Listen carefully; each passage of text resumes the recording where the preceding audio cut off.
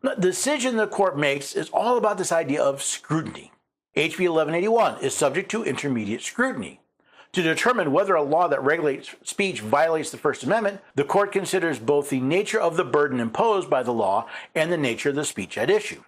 Apparently, to determine if a law violates the First Amendment, the court does not consider whether or not the law actually violates the First Amendment. History, tradition, and precedent establish that sexual content that is obscene to minors but not to adults is protected in part and unprotected in part. States may prevent minors from accessing such content, from the case Ginsburg versus New York, but may not prevent adults from doing the same under Butler versus Michigan. So states may prevent minors from accessing obscene content, but not adults. Seems simple enough. And isn't that exactly what HB 1181 was doing? HB 1181 has only an incidental effect on protected speech and is therefore subject to intermediate scrutiny. Notice, the court doesn't say that a law that abridges freedom of speech is unconstitutional, only how hard government would have to work if the effect is incidental. The First Amendment leaves undisturbed states' traditional power to prevent minors from accessing speech that is obscene from their perspective. That power includes the power to require proof of age before an individual can access such speech. Again, not the First Amendment, because Congress does not create state law.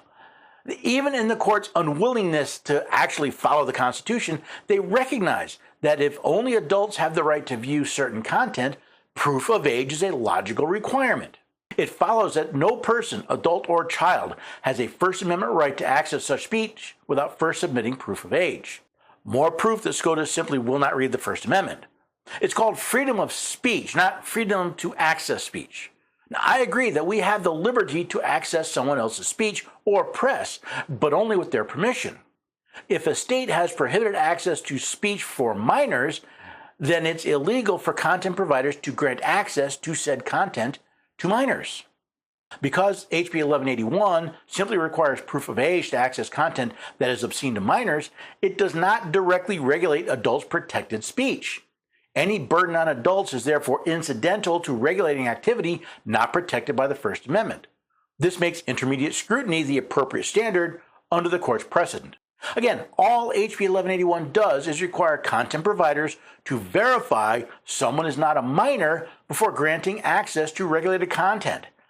How is this any different than requiring proof of age before selling tobacco or alcohol?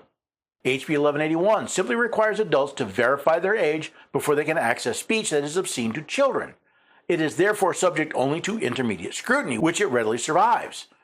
The statute advances the state's important interest in shielding children from sexually explicit content, and it is appropriately tailored because it permits users to verify their ages through the established methods of providing government-issued identification and sharing transactional data.